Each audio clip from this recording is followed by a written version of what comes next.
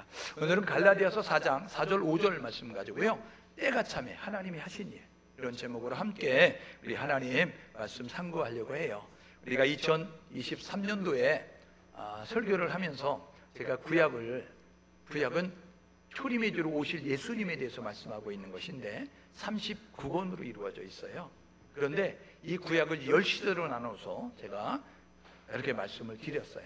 그래서 여러분들이 기억을 이제 되살리기 위해서 제가 간단하게 요약을 해드릴 테니까 아시는 분은 다시 복습하는 시간, 모르시는 분은 다시 이제 되새기는 시간이 되면 좋겠습니다.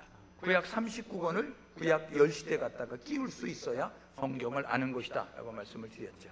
첫 번째 시대가 창조시대입니다. 창조시대는 창세기 1장에서 11장까지 4개의 사건을 가지고 우리에게 말씀해 주시는데, 창조, 타락, 홍수, 바벨탑이라고 하는 4가지 사건을 통해서 우리에게 말씀해 주십니다. 구약 두 번째 시대는 족장시대, 이렇게 이야기했는데 창세기 12장에서 창세기 50장까지 아브라함, 이삭, 야곱, 요셉이라고 하는 4명의 족장을 통해서 우리에게 말씀해 주고 있습니다. 세 번째 시대는 출애굽 광야 시대라고 이야기하는데, 요셉이 먼저 내려가서 야곱의 식구들이 이주하고 430년 지나고 나니까 국민의 숫자가 되어져서 하나님이 세상을 바꾸려고 하는 계획을 가지고 이 이스라엘 백성들을 애굽에서 탈출시키는 출애굽의 역사를 진행하게 되죠. 그래서 세 번째 시대는 출애굽 광야 시대다라고 이야기하는데, 다루고 있는 성경은 출애굽기, 레위기, 민수기, 신명기다 라고 말씀을 드리죠. 애굽에서의 생활, 그리고 출애굽에서 홍해를 건너고 그 다음에 광야를 통과하면서 시내산에 이르르는 것이 출애굽기 19장 1절에 있습니다. 그리고 민수기 10장 11절에 구름이 떠올라 시내산을 떠났다라고 이야기하면서 출애굽기 19장 1절부터 민수기 10장 10절까지는 시내 광야에 이르는 동안에 있었던 일이었고요. 그리고 나서 민수기 22장에 모압 평지에 이르러서, 그래서 이제 모압 평지에서 요단을 건너가기 위해서 그곳에 머무르는 것으로 이야기하고 있습니다. 그래서 이제 출애굽기, 레위기, 민수기, 신명기는 이 애굽에서의 생활, 출애굽하고 이제 홍해를 도하하고 광야를 건너고 시내산에 이르렀고, 그리고 시내산을 통과해서 가데스 바네아를 거쳐서 모압 평지에 이르르는 것을 설명해 주고 있어요. 그리고 난 다음에 네 번째가 뭐냐면 이제 가나안 정복 분배 시대다라고 이야기하죠. 가나안 정복 분배 시대는 하나님이 약속한 땅에 들어가는 것입니다. 7년 전쟁을 통해서 정복하고, 그리고 12지파 반이 12지파가 나누게 되는데, 정확히는 요단 동편에 2지파 반, 요단 서편에 9지파 반, 12지파가 나눠지는데 레위지파는 뺐어요. 그리고 요셉지파, 에브라임과 므낫세라고 하는 형제를 집어넣어서 12를 만들어서 12지파가 분배를 받고, 레위지파는 각 지파 속에 들어가서 말씀을 가르치고 제사를 집례하면서 일평생 종신토록 살게 하는 것이 하나님의 정한 법칙이죠. 그래서 이 가나안 정복 분배 시대를 다루는 것이 여호수아서입니다. 그리고 땅을 분배받아서 살고 있는 시대를 사사시대라고 이야기하는데, 사사시대를 다루고 있는 것이 사사기룻기다라고 말씀드리는 거죠. 그리고 난 다음에 이제 사무엘상 8장 5절에 보니까 이스라엘 장로들이 사무엘의 나이가 많아서 사무엘의 아들들을 볼 때에 우리의 지도자로 인정하고 싶지 않으니까 이렇게 와서 이야기합니다. 사무엘상 8장 5절에 우리에게 왕을 세워주십시오. 그래서 왕을 세워달라고 해서 사울 왕, 다윗 왕, 솔로몬 왕 120년 통일 왕국 시대가 되어집니다. 그래서 다섯 번째는 이제 여섯 번째는 통일 왕국 시대가 되는 거죠. 통일 왕국 시대는 120년인데 사울 왕을 다루고 있는 것이 사무엘하, 그 다음에 다윗 왕을 다루고 있는 것이 사무엘하, 그리고 이제 솔로몬 왕을 다루고 있는 것이 열왕기상 1장에서 11장까지 내용입니다. 역대상하는 포로 귀환한 다음에 우리 민족이 뼈대 있는 집아니야, 우리 민족이 뼈대 있는 민족이야. 그래서 이제 자부심을 불어넣게 썼기 때문에 북이스라엘 정통성을 인정하지 않아서 북쪽의 왕들은 다 빼버렸어요. 그래서 역대상은 다윗에 대해서, 역대하 1장에서 9장은 솔로몬에 대해서, 그리고 역대하 10장에서 36장까지는 남유다의 20명의 왕에 대해서 소개하고 있는 내용을 우리가 만나게 되는 것이죠.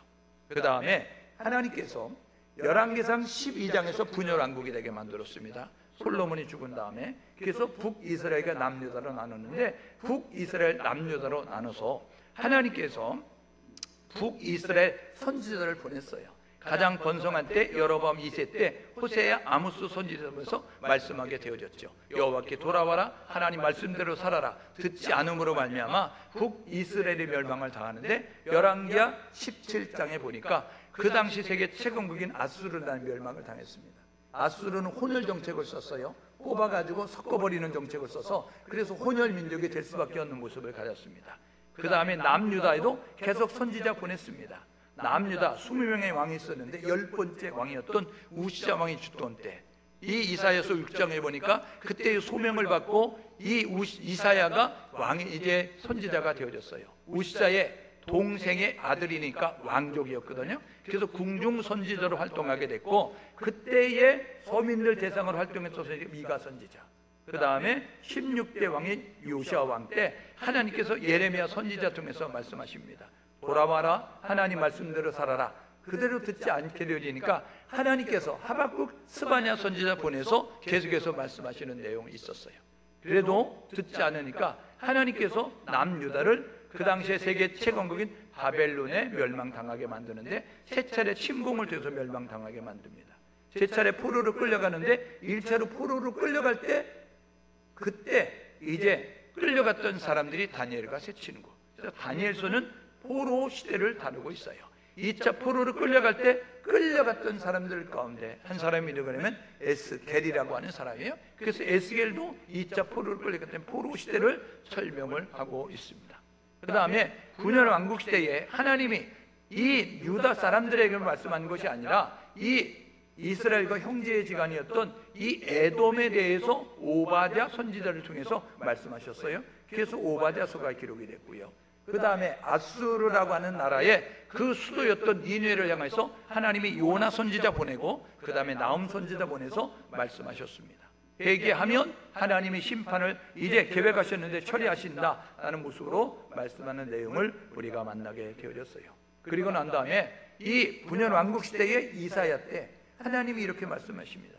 아직 망하지도 않았는데 너희들이 포로에서 귀환할 때 포로 귀환을 명령할 왕은 구레스야. 이게 이사야서 44장 28절에 이사야 45장 1절에 보게 되면 이제 그 내 목자 구레스 기름을 받은 구레스 이야기하면서 포로 귀환을 명령해요. 그런데 하나님이 예레미야 선지를 통해서 이렇게 말씀하십니다. 너희들은 바벨론에 70년 종살이에 그리고 70년 차면 돌아올 거야 말씀했는데 70년 종살이 예레미야 25장 11절에 70년 차면 돌아온다 포로 귀환 명령하는데 예레미야 29장 10절에 있습니다. 하나님은 말씀한 걸 그대로 이루셔서 진행하시게 되어졌어요. 그래서 세 차례 포로 귀환하죠. 포로 귀환할 때 1차 포로 귀환은 하사왕 고레스 때 이렇게 말씀하신다고요. 너희들 돌아가서 너희들이 믿는 하나님의 신전 지어라. 성전 솔로몬 성전 무너졌는데 이 스룹바벨 예수아가 돌아와서 스룹바벨 성전 다시 짓는 거예요. 그래서 솔로몬 성전 무너진 걸 스룹바벨이 돌아와서 성전을 짓게 되는데 성전 지으라고 돌아왔던 그들이 성전 안 짓습니다. 그래서 하나님께서 2명의 선지자 보내죠.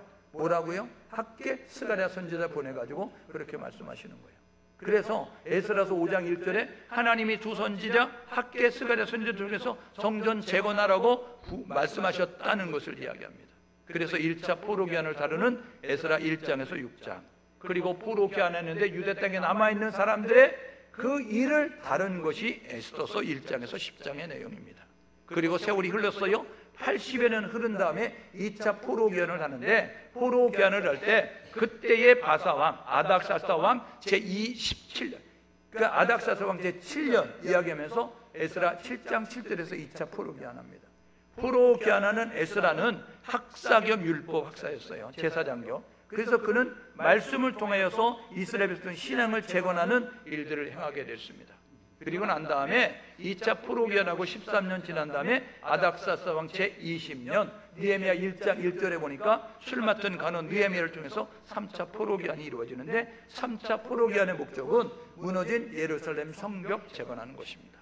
여러분 포로 귀환하는 1차 성전 재건, 포로 귀환하는 2차 그들이 말씀 회복 운동, 3차 포로 귀환 무너진 예루살렘 성벽 재건 이것은 우리의 신앙에 이렇게 세워져야 된다는 걸 이야기하는 거예요. 죄의 포로됐던 사단의 포로됐던 우리가 이제 자유케 되고 예수를 믿게 됐다고 한다면 심령의 성전 지어야 되는 거예요.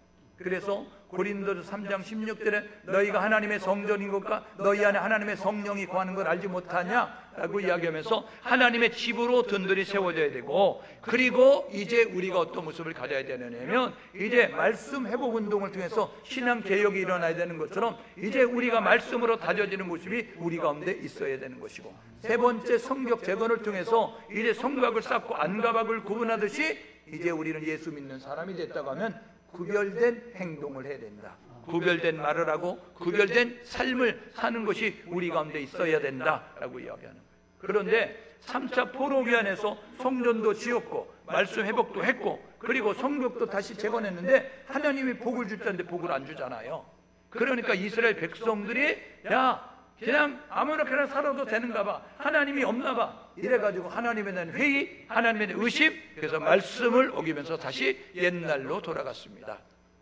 그때에 하나님의 마지막 구약의 선지자 예레미야 말라기 선지자 보내죠. 그래가지고 이렇게 말씀하신다고요. 하나님이 너희를 사랑한다, 하나님의 이름을 멸시하지 마라, 하나님을 대적하지 마라, 하나님을 괴롭히지 마라, 이야기하면서 6번 이스라엘 백성들과 논쟁합니다. 그리고 난 다음에 하나님이 이스라엘의 관심을 끊으셨어요. 여러분, 가장 불쌍한 사람은 누구냐면 하나님이 없는 사람입니다. 가장 불쌍한 사람은 누구냐면 돈이 없는 사람이 아니라, 건강이 없는 사람이 아니라, 명예가 없는 사람이 아니라 하나님이 없는 사람이에요. 이 사람은 소망이 없어요.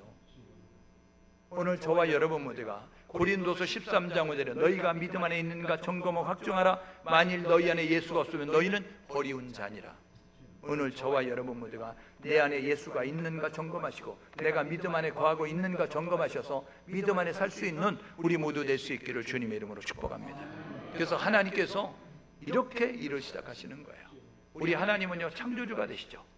창세기 1장 1절에 보니까 태초에 하나님이 천지를 창조하셨다. 엘로힘, 그 하나님이 천지를 창조하셨답니다.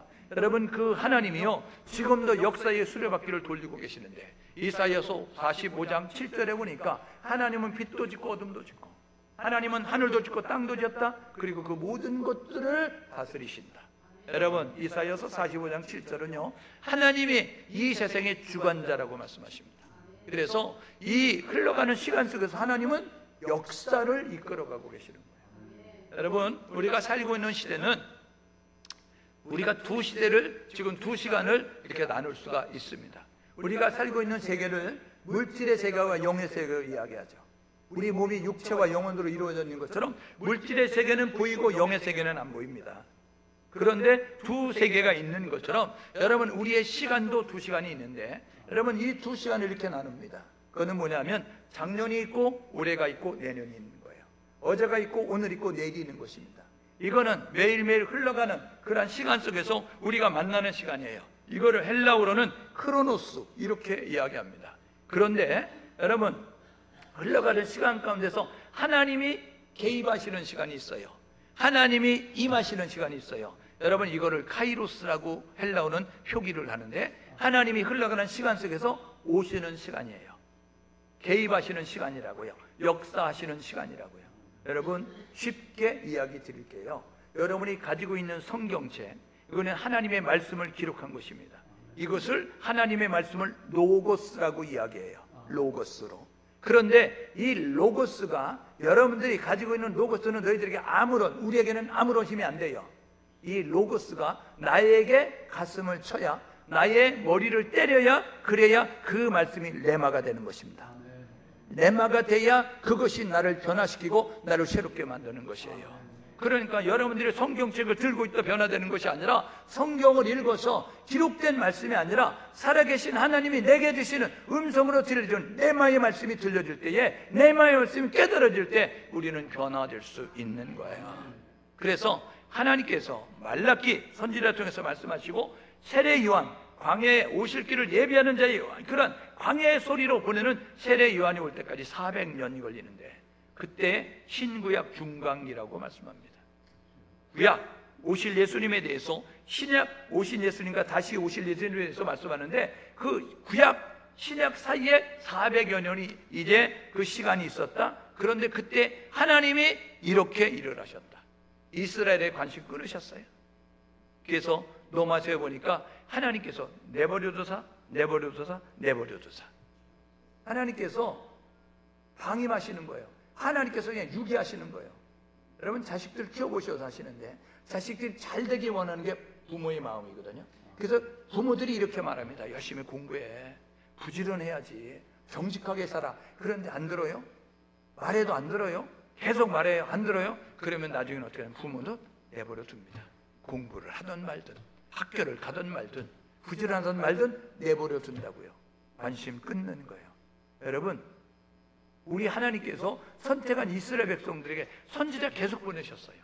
그리고 말씀하셨어요. 안 들으니까 징계하셨다고요. 돌아왔어요. 그런데도 계속해서 그 길을 걷게 되니까 하나님이 말씀하지 않는 거예요.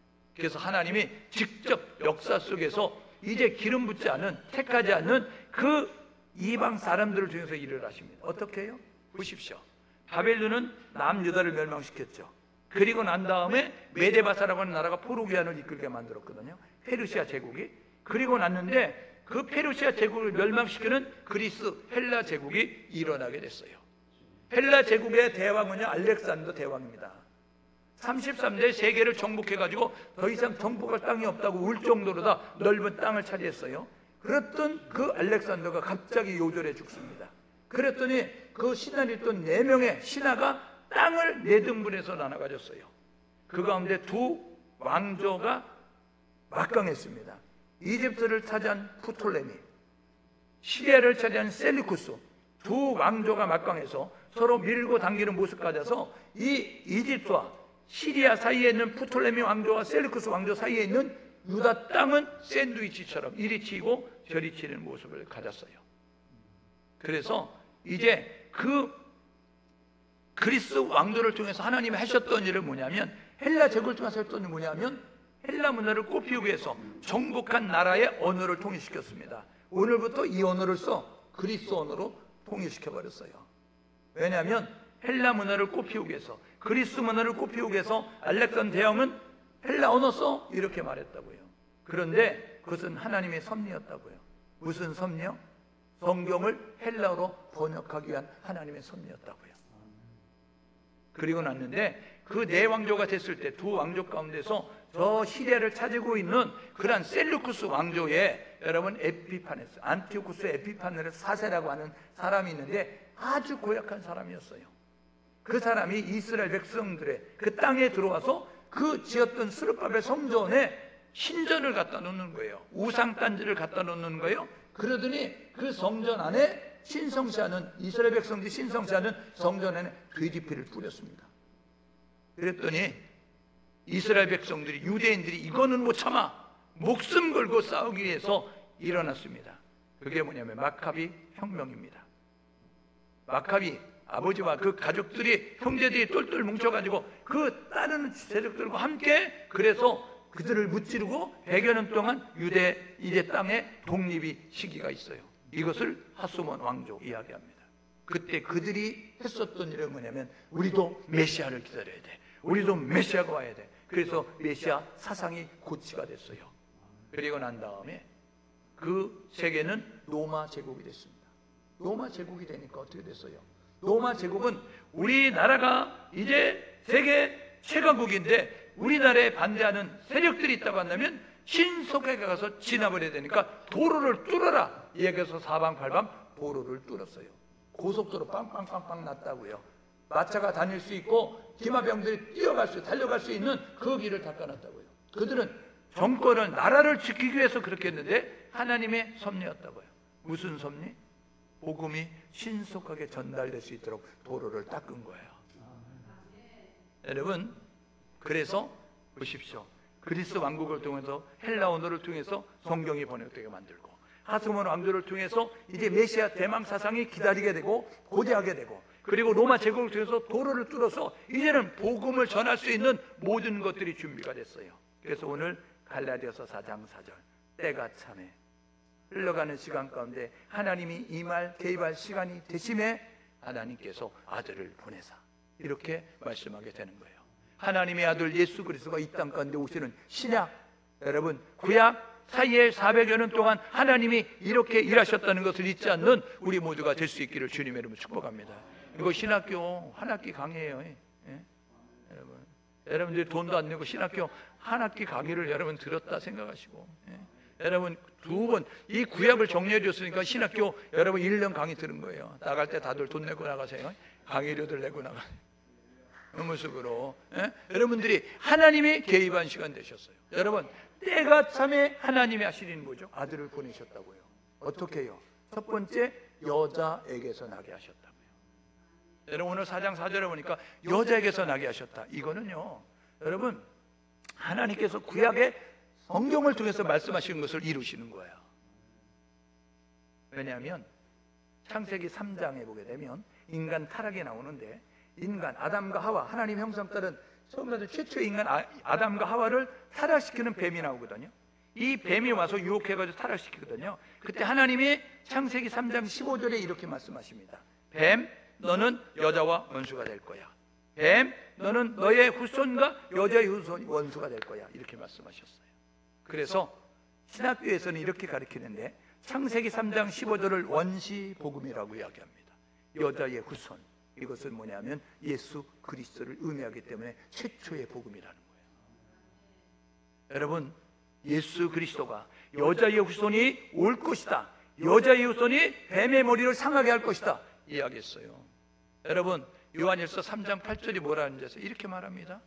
인자가 온 것은 마귀의 일을 멸하라 합니다. 여러분 뱀의 머리를 상하게 하게 여자의 후손이 온다고 했는데, 요한일서 3장 8절에 보니까 예수 그리스도가 온 것은 뱀의 머리, 이 마귀의 일을 멸하기 위해서 왔다라고 말씀하면서 말씀해 주고 있어요. 그래서 여러분 예수 그리스도가 있다는 건죠.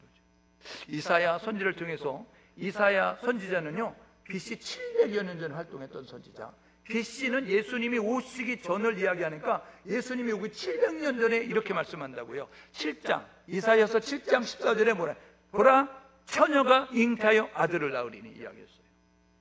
여러분 처녀가 아기를 낳는데요, 남자와 잠자리를 같이 하는 아기를 낳는데요, 이건 의학적으로 과학적으로 설명이 안 돼요. 그런데 하나님이 그렇게 말씀하셨어요. 그런데 마태복음 1장 18절에 보니까 성령으로 잉태되어 아들을 낳아요. 여러분 하나님은 말씀한 걸 그대로 이루신다고요. 하나님은 말씀한 것을 이루신다고요. 그래서 여러분 이 아들을 낳으리니 어떻게 하라고요? 마태복음 1장 21절에 아들을 낳으리니 이름을 어떻게 하라고요? 예수라고 하라. 예수의 뜻이 뭐예요? 자기 백성을 저희 죄 가운데서 건지실 자, 예수 구원자라는 거예요. 여러분 하나님이 때가 되심에 아들을 보내사 여자에게서 나게 하시고, 구약의 예언의 말씀을 성취하기 위해서 신약의 아들을 이 땅 가운데 오게 하셨는데 여자에게서 나게 하셔서 여러분 기적을 이루셨어요. 그리고 하나님의 말씀을 그대로 성취하셨어요. 그래서 하나님임을 증명하셨다고요. 여러분 때가 되면 하나님이 하시는 일은 뭐예요? 아들을 보내셔서 어떻게 했다고요? 율법 아래에 나게 하셨다고요. 율법 아래. 율법이 뭐죠? 하나님이 이스라엘 백성 선택하시고 시내 산에서 계약을 체결하면서 그들에게 10계명 그리고 지켜야 될 613가지 계명을 주셨다고요. 하나님이 하나님의 백성으로 살아야 될 때 무엇 하라 무엇 하지 마라 계명을 주셨는데 365개 무엇 하지 마라, 248개 무엇 하라라고 말씀해 주셨다고요. 먹어라 먹지 마라, 가라 가지 마라, 하라 하라, 입으라 입지 마라, 이런 모습으로 말씀하고 있는 것을 우리가 보게 되는 것입니다. 그래서 유대인들은요 율법을 지켜서 여러분 구원을 받겠다라는 모습 가지고 613가지를 지키려고 해요. 그런데 여러분 613가지를 다 지킬 수 있는 인생은 아무도 없지요.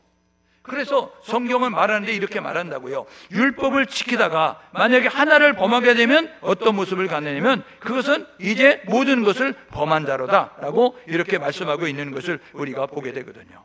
그러니까 여러분 613가지 가운데 612가지를 지켰어요. 그리고 나서 613번째 계명을 어기면 어떻게 되냐, 모든 게 꽝이에요. 예? 다 어긴 게 된다고요. 다 범한 게 된다고요. 그러니까 율법을 통해서는 여러분 구원을 받을 수 없어요. 그러니까 율법으로 살고자 하는 사람은 어떻게 되냐면 눌려 있는 거예요. 여러분 신앙생활하면서 율법적인 신앙생활은요 기쁨이 없습니다. 그런데요, 하나님이 율법 아래 있는 우리, 그 죄의 짐에서 평안을 누리지 못하고 기쁨을 누리지 못하고 생명을 누리지 못하는 그들에게 하나님이 주신 그것이 뭐냐면 예수를 통하여서 우리를 율법 아래에서 은혜 아래로 바꾸시는 거예요. 그러니까요, 여러분, 율법, 그래서 예수님 이렇게 말씀하시죠. 마태복음 11장 28절 30절 말씀에 수고하고 무거운 짐진 자들아 다 내게로 오라. 내가 너희를 쉬게 하리라. 나는 마음이 온유하고 겸손하니 나의 멍에를 메고 내게 배우라. 이야기하면서 내 멍에는 쉽고 가벼우니라 라고 이야기하잖아요. 저와 여러분 모두가 율법 아래 힘들고 어려웠던 사람들이 이 하나님이 만드신 구원의 길을 따라 예수를 따라 나오게 되면 율법 아래 있는 자가 은혜 아래 있는 자가 되는 거예요. 어떤 모습을 가져요? 율법은요, 죄를 깨닫게 하니까 그 죄를 깨달아서 죄를 해결할 수 없으니까 죄의 짐에서 너무 눌려 갇혀 매여 있는 거예요. 그런데 이 죄를 어떻게 해결하셨어요? 요한 1서 1장 7절에 보니까 예수의 피가 우리의 모든 죄를 깨끗게 하셨다고요. 여러분, 에베소서 1장 7절에 보니까 예수의 피가 우리의 모든 죄를 깨끗게 하셨다고요. 예수의 보혈이 우리의 죄를 깨끗게 함으로 말미암아 죄의 짐으로부터 자유케 되어져서 평안과 기쁨을 누리며 나아가는 것입니다. 그래서 율법 아래 나게 하시는 것을 그를 속량하게, 속량이 뭐냐면 대신 대가 지불했다는 거예요. 그러니까 내가 죄값을 지불할 수 없는데 내가 대신 그 죄값 내주겠다 이야기하면서 하나님이 예수를 통해서 예수의 피로 말미암아 우리의 죄값을 다 지불하셔서 자유케 되어졌다는 거예요. 어떻게 살까요? 감사하며 살죠. 어떻게 살까요? 찬양하며 살죠. 어떻게 살까요? 기뻐하며 사는 것이죠. 저와 여러분 모두가 구원의 확신을 가지시고 예수의 보혈로 자유케 됐으니까 하나님, 구원을 베푸신 하나님을 찬양하고 감사의 고백을 드리며 나아갈 수 있는 우리 모두 될 수 있기를 주님의 이름으로 축복합니다. 그래서 이 아들을 보내사 여자에게서 나게 하시고 율법에다 나게 하시는 것은 이 목적 때문에 그래요. 어떻게? 아들의 명분을 얻게 하려 하십니다. 오늘 보면 아들의 명분, 하나님의 자녀가 된다는 것입니다. 여러분, 우리가 예수 믿기 전에 어땠어요? 우리는 사탄의 자녀였어요. 진노의 자녀였다고요. 그런데 예수를 믿으니까 하나님의 자녀가 됐어요. 어떻게 되죠? 진노의 자녀일 때는요, 하나님의 저주 아래 있어요. 생명과는 상관이 없어요. 그런데 예수를 영접하면 영접하는 자, 곧 그 이름을 믿는 자들에게 하나님의 자녀가 되는 권세를 주셨다. 요한복음 1장 12절의 말씀에 근거해서 우리가 예수를 믿으면 우리는 하나님의 자녀가 됩니다. 하나님의 자녀가 되는 순간 어떤 모습이 되냐면 하나님의 은혜와 축복 가운데 거하는 것이고 하나님의 생명이 우리에게 부음받는 것입니다. 그래서 생명을 소유한 자가 되는 거예요. 신분이 변화됐어요. 그래서 여러분, 요한복음 5장 24절인가 그런 내용이 있습니다. 뭐라고 이야기하면 믿는 자는 사망에서 생명으로 옮겨온다니 이야기하고 있는 거예요. 저와 여러분 모두가 저주에서 축복으로 바뀌어졌고 사망에서 생명으로 옮겨진 모습 가지고 나가는 신분의 변화를 통해서 하나님의 자녀가 됐으니까 다른 인생관을 가지고 산다고요. 여러분, 사도행전 9장에 다메섹 도상에서 예수를 만난 바울 이야기를 기록합니다. 바울이 어떤 사람이에요? 바울 되기 전에 여러분, 사울이는 대단한 사람입니다. 그는 베냐민 지파 왕족이에요. 유대인 중에 유대인이에요. 뼛속 깊이 유대인이에요. 그 다음에 그는 나면서부터 로마식 물권 가지고 있어요. 그는 가방끈이 길어서 그 당시에 최고 문화생인 가말리엘 문화생이에요. 그는 최고의 기술을 가지고 있는데 천막 만드는 기술을 가지고 있어요. 세상적으로 자랑할 게 너무 많은 거예요. 사람을 나눌 때 여러분, 우리 이야기하죠. 상위 1% 이야기하잖아요. 상위 1%는 금수저라고요. 그러니까 이 바울은 어떻게 생각하냐면 모든 사람을 다 아주 하찮게 보는 거예요. 그랬던 그가 사도행전 9장 다메섹 도상에 예수를 만난 사건, 그 사건 이후에 그가 이렇게 이야기합니다. 빌립보서 3장 8절에 보니까 뭐라고요? 내가 예수를 아는 지식이 가장 고상함을 인하여서, 예수를 아는 지식이 가장 고상함을 인하여서 내가 사랑하고 좋아하던 모든 것들은 배설물처럼 버려 쓰레기통에 다 던져버렸어요. 그래서 그는 일평생 예수와 복음을 위해서 사는 사람이 됐습니다. 예수 만나셨어요? 예수 만나셨어요? 예수 만나면 육신을 위해서 사는 것이 아니라 하나님의 나라를 위해서 사는 것입니다. 여러분, 우리 친구들이 이번 겨울에 우리 어린이들이 선교 다녀왔죠. 여러분, 우리 청년들이 선교 다녀왔고 선교 지금 하고 있어요. 우리 지점도 지금 이 시간에 선교하고 있는데, 여러분 방언하십니까? 여러분 환상 보셨어요? 우리 친구들 이야기하잖아요. 우리 두 친구가 갔다 왔는데 1학년이에요? 2학년이에요?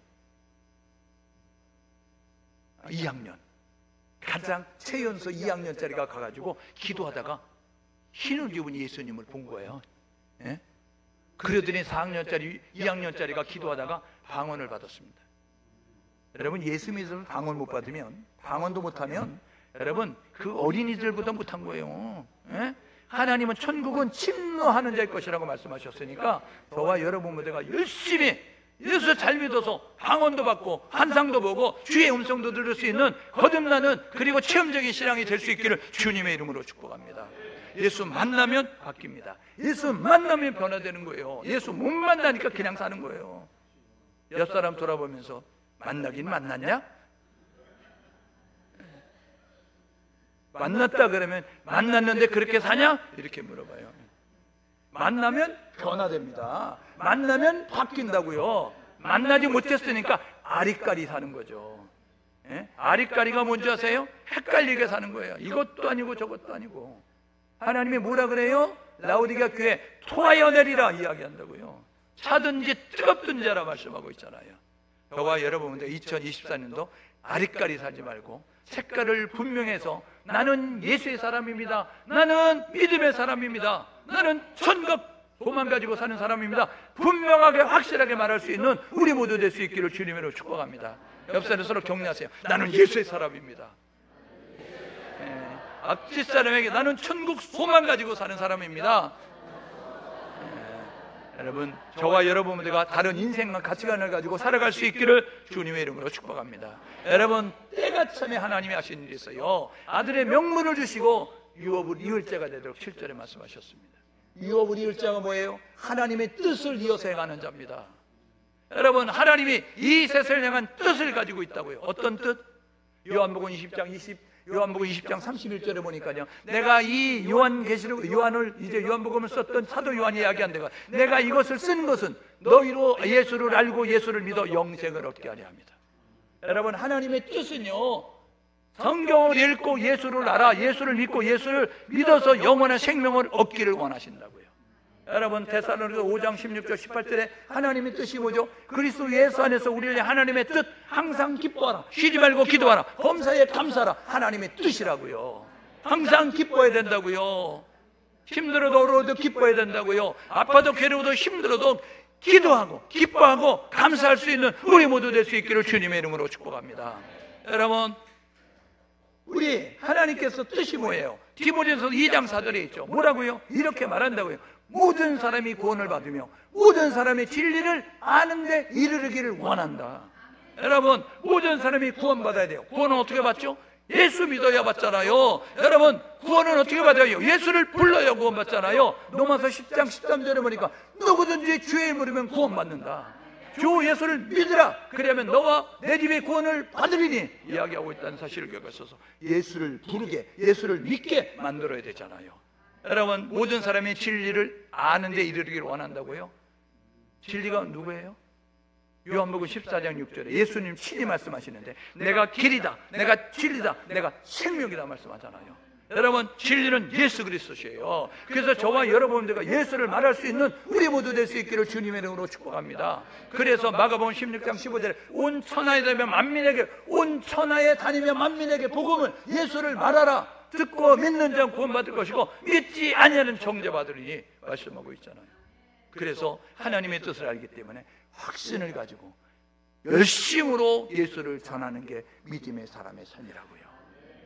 하나님의 자녀된 우리의 자세로 이제 마땅하다는 사실을 기억하셔서 예수의 증인으로 살 수 있기를 주님의 이름으로 축복합니다. 여러분, 이렇게 결단하고 사십시오. 범사에 때가 있다니까요. 여러분, 전도서 3장 1절에 뭐라고 이야기하는데 범사에 기한이 있으니 천하 만사가 다 때가 있다고요. 지금 우리가 2월달을 지냈잖아요. 2월달이 지내면서 동작문이 약간 기세가 주춤거리는 거예요. 왜요? 지금 이 봄의 기운이 살랑살랑 불리니까 지금 헷갈리잖아요. 여러분, 오늘 날씨가 은근히 더운 거 아시죠? 저만 더운가요? 날씨가 그닥 춥지 않아요. 어저께 교회 행사 때문에 이렇게 밖에 가다 보니까 길거리에 매화가 폈어요. 예? 여러분, 꽃망울들이 꽃을 터뜨리기 위해서 이렇게 있는 모습을 가지고 있어요. 동작물은 수순이 안 물러가죠. 그래서 사만사온이라고 이야기하는 꽃샘추위가 우리가 있을 것이지만 여러분 분명한 것은 겨울은 물러가고 봄은 는다는 것입니다. 예?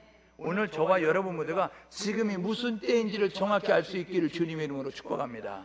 그래서 우리는 지금 예수님의 초림과 예수님의 재림 사이에서 주님의 재림이 가까운 시간을 살고 있으니까 깨어 근신하고 깨어 진리로 무장하고 주님 오실 길을 예배해서 기름 준비하는 지혜로운 자들이 될 수 있기를 주님의 이름으로 축복합니다. 예수로 말미암아 자유케 됐어요. 예수로 말미암아 하나님의 자녀가 됐어요. 예수로 말미암아 우리가 천국 시민이 됐다고요. 그렇다고 한다면 우리가 하나님의 뜻을 이어서 하나님의 뜻을 이을 자로서 상속자로서 이렇게 살아야 돼요. 때를 분별해서 때를 모르는 사람들에게 지금이 이때야 이렇게 이야기할 수 있는 모습이 가져야 돼요. 세상 사람들 뭐라 그래요? 우리가 살고 있는 시대는 말세야 이야기해요. 말세가 뭔지 아세요? 한문으로는 이렇게 쓰는데요, 끝말자에다 인간세자 씁니다. 여러분 끝말자에다 인간세자 이건 뭐냐면요, 인간의 끝이라는 거예요. 세상 사람들로 되어지는 현상 보면서 말세야 말세 이렇게 이야기하는 거예요. 이거 인간 세상의 끝이야 라고 이야기하고 있는 거예요. 그런데 모르잖아요. 예? 여러분 지금 이 살고 있는 사람들이 육신에 매여 있는 사람들은 지금 말세야라고 얘기하는 주님의 재림에 가까운데 다 졸며 자고 있는 모습을 가지고 있다고요. 그때에 때를 분별해서 우리가 지금이 말세입니다. 지금 주님의 재림에 가깝습니다. 깨어라 성도요, 깨어라 사람들이요 이야기하면서 여러분 태풍 오는데 여러분 그 바람 불어오는데 여러분 모르고 있는 사람들이 어떻게 돼? 알려줘야 될 거 아니에요. 피난하라고 피신하라고.